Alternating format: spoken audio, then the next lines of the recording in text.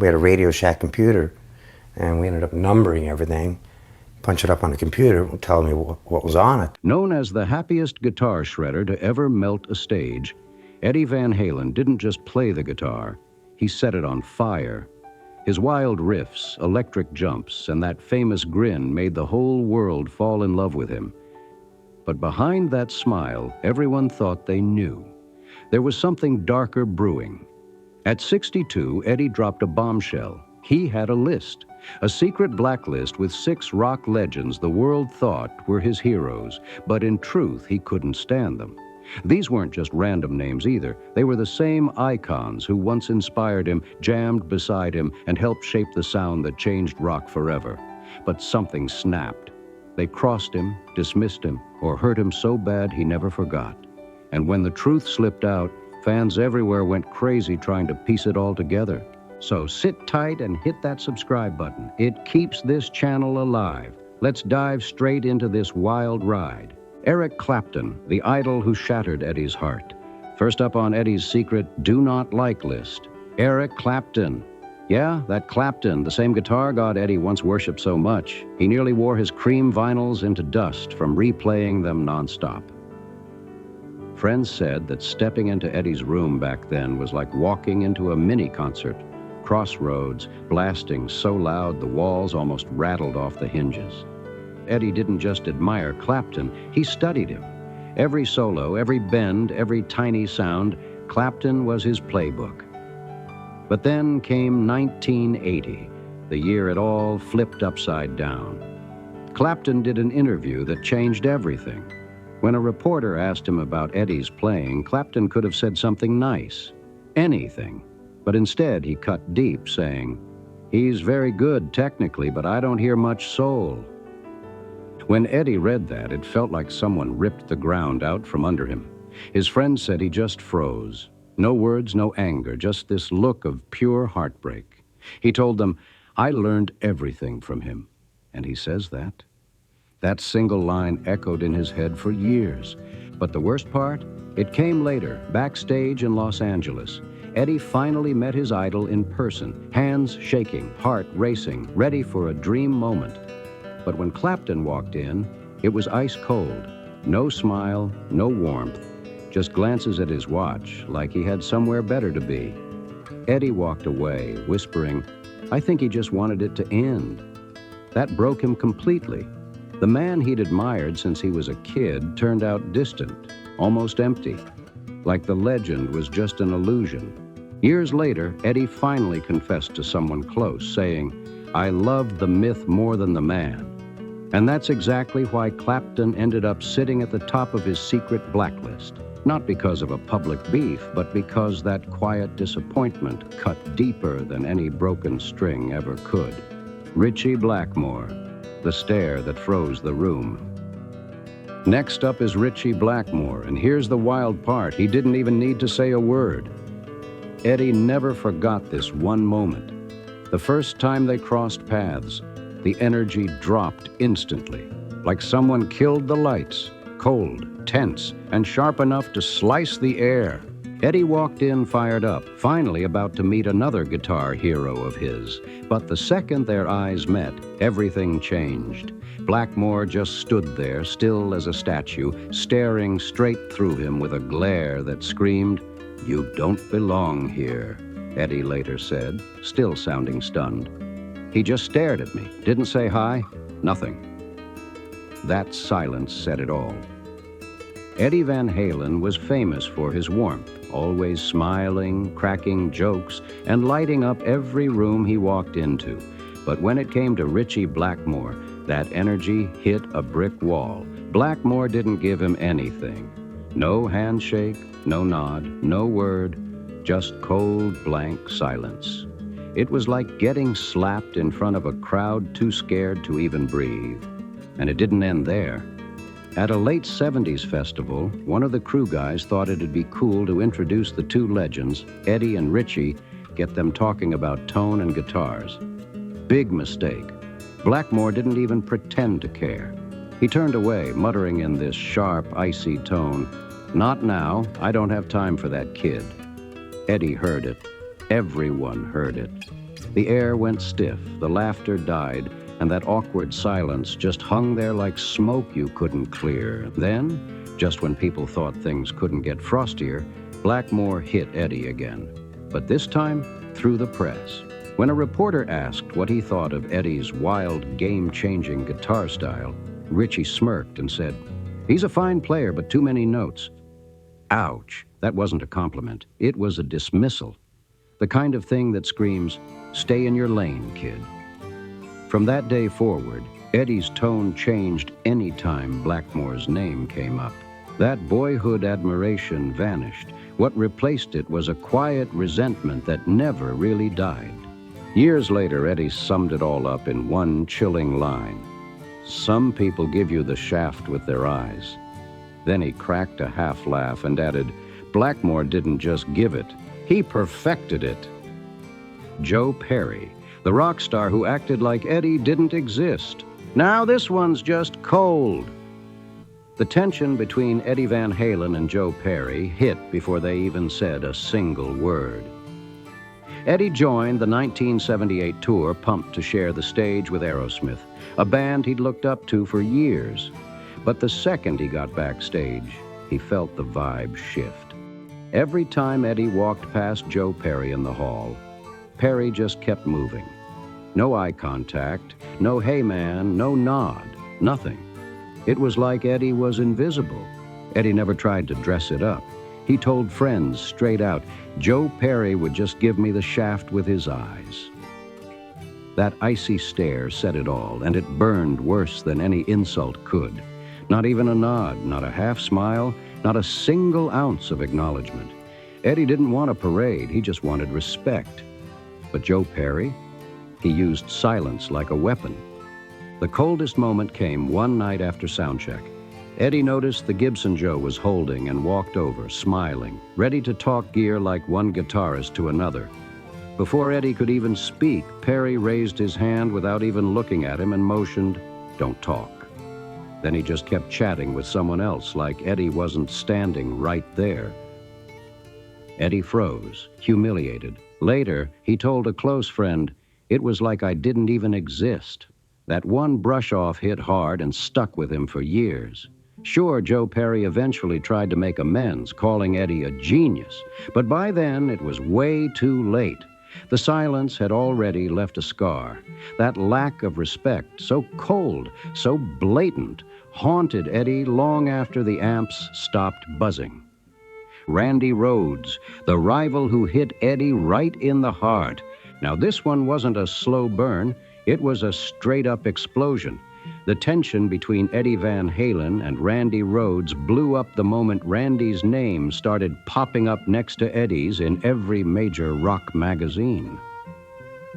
Eddie had just revolutionized guitar playing. Nobody could touch his style. But suddenly, here came this young, classically trained prodigy everyone was calling the next Eddie Van Halen. That title cut deep. Eddie didn't even try to hide how much it bothered him.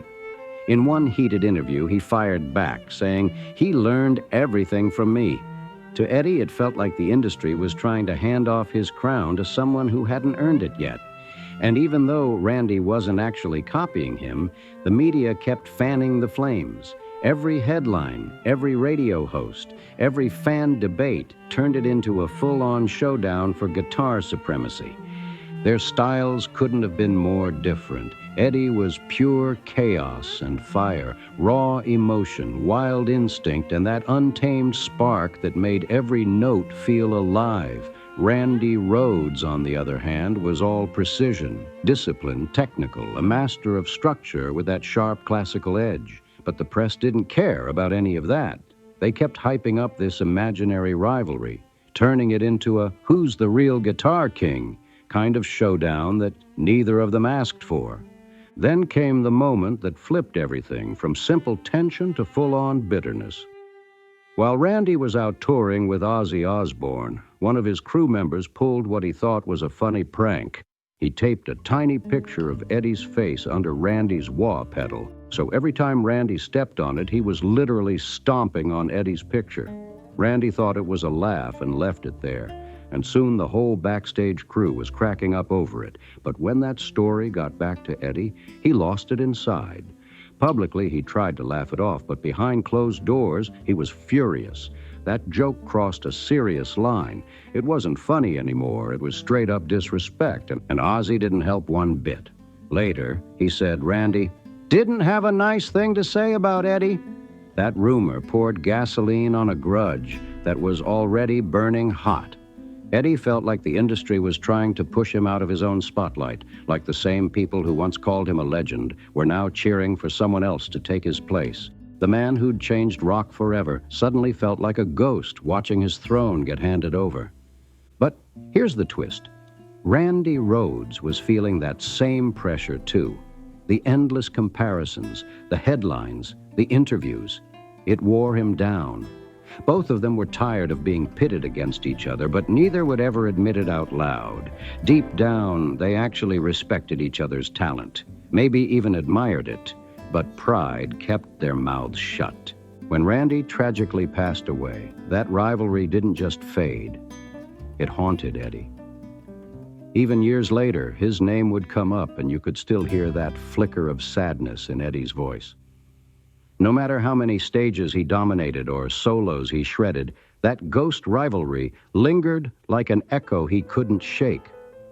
Randy Rhoads became the one opponent Eddie could never truly escape, even long after the amps went silent. Tom Scholz, the engineer who crossed the line with Eddie. This feud didn't start in secret. It blew up right in front of thousands of people. The tension between Eddie Van Halen and Tom Scholz from Boston hit hard and fast. Eddie had just finished one of his jaw-dropping solos, the kind that left the crowd roaring and begging for more. But just moments later, Tom Scholz stepped out for Boston's set. And when he kicked into his own solo, Eddie froze. The rhythm, the phrasing, the tone, it all sounded way too familiar. Eddie just stood there staring from the side of the stage like, did he seriously just play my solo? When the show wrapped up, Eddie didn't wait around. He marched straight up to Scholz and asked, why'd you play my solo out there? Why take something that personal? But Tom didn't flinch. No apology, no explanation, just a shrug and a calm, it sounded good, before walking away like it was no big deal. For Eddie, it was never just about someone copying his sound, it was about respect. To him, every riff he created came straight from his soul, and watching Tom Scholz treat it like some random melody to recycle was an insult. Scholz acted like Eddie's originality was just another tune to borrow, like it didn't mean anything. That kind of arrogance lit a fire in Eddie like never before. He could handle competition. He actually lived for it. But what Scholz did, that crossed a whole different line. It wasn't rivalry anymore. It felt like theft with a side of ego. And if that wasn't bad enough, things got even uglier later on. At another show where both bands were performing, Eddie decided to be the bigger man. He gave Scholz a polite nod backstage, a quiet peace offering, a little olive branch to let it go. But Scholz, he didn't even blink. Crew members swore they saw him literally turn his head away like Eddie wasn't standing right there. That cold shoulder was the final straw. Eddie could forgive rivalry, even a few playful jabs, but straight-up disrespect, never. Tom Scholz didn't just borrow a solo. He acted like Eddie himself didn't even exist. That's why his name stayed locked on Eddie's secret blacklist. Not because of the music, but because of the attitude. You can copy a sound, sure, but pretending the man behind it doesn't matter. That's unforgivable. Rick Derringer, the veteran who pushed Eddie past the edge. Now this one's wild. Rick Derringer holds a record no one else does. He's the only guitarist Eddie Van Halen ever kicked off a tour. That alone says everything about how fast things spiraled. There wasn't any slow tension or build-up here. It went from friendly vibes to total chaos in no time. What makes it even crazier? Eddie actually liked Rick at first. He respected his skill, his old-school hits, and figured touring together would be a good time. But that respect flipped hard and fast. What started as mutual admiration turned into frustration, and that frustration exploded into open hostility, so bad that Eddie personally told the crew, "He's out." Eddie had grown up listening to some of Rick's early hits, even jamming along to his riffs as a kid. He admired that confident, flashy stage energy Rick brought, but the moment they shared the same lineup, that admiration started to crack. The breaking point came during a live show in 1978 that no one backstage ever forgot. Eddie had just finished one of his trademark solos, pure lightning in guitar form. The crowd was still going wild, chanting his name, losing their minds. Then, a few minutes later, Rick Derringer stepped up and dropped the same solo. Not inspired by, not in the same style.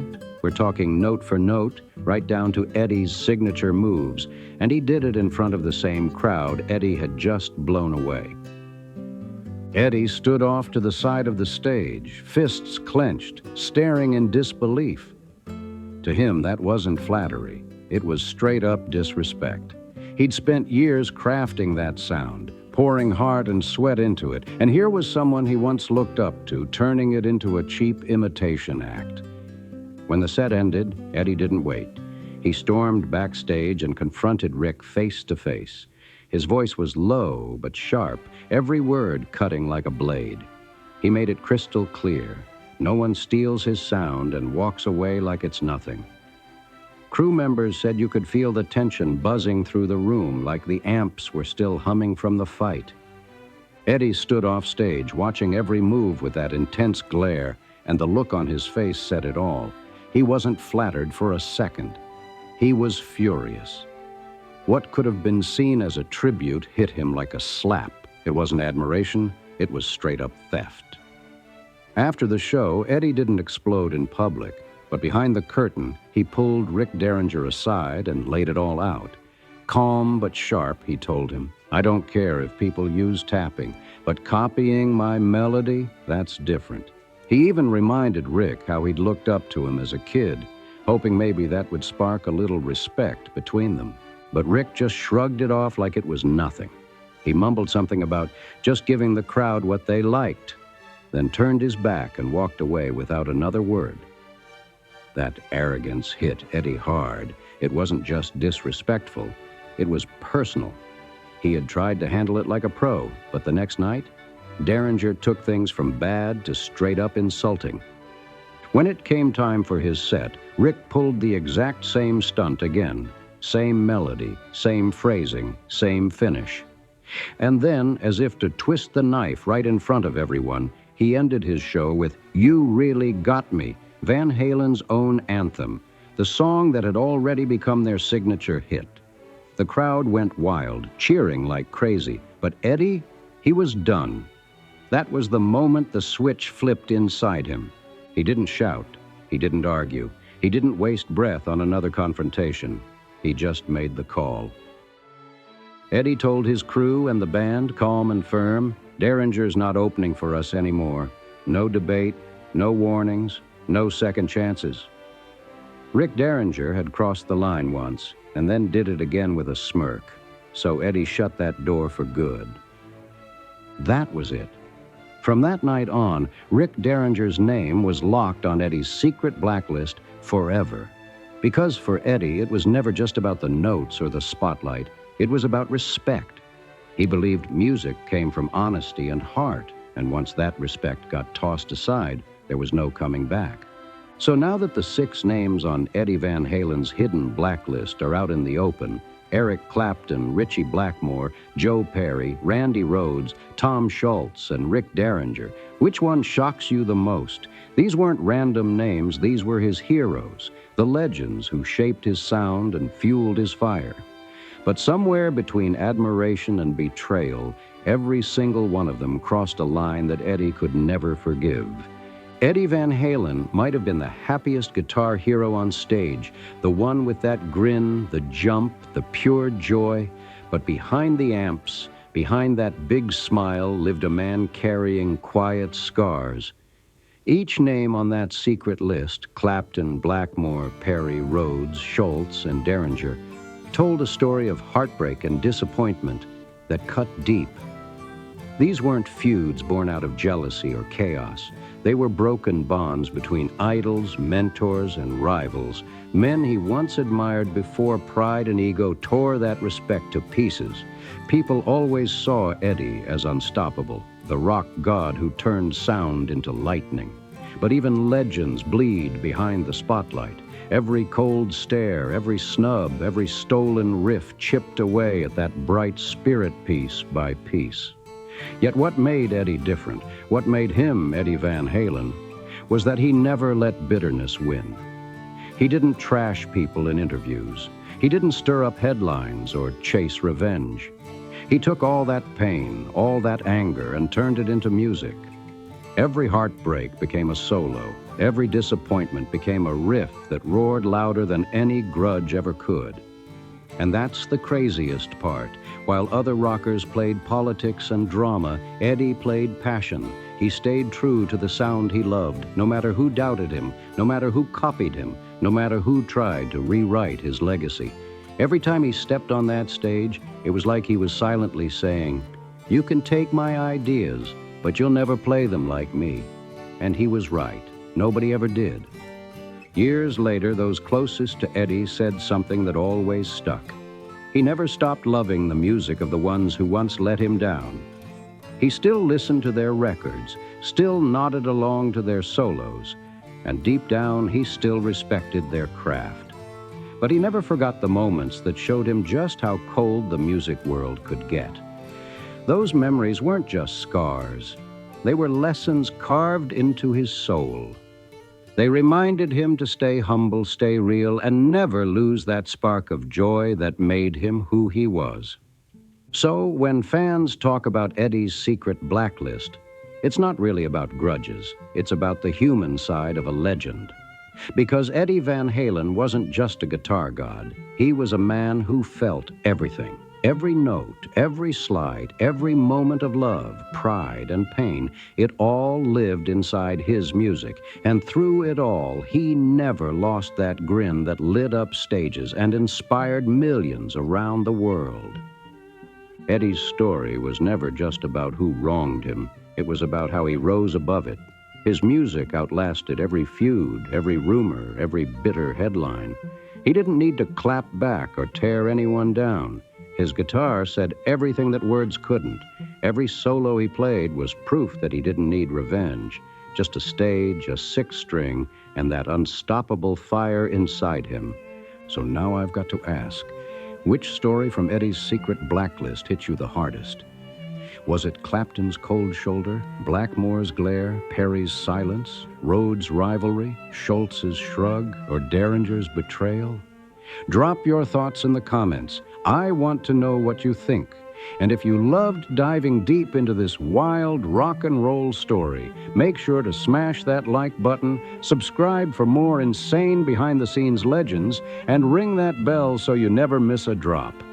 Thanks for watching, and we'll see you in the next video. Rock on.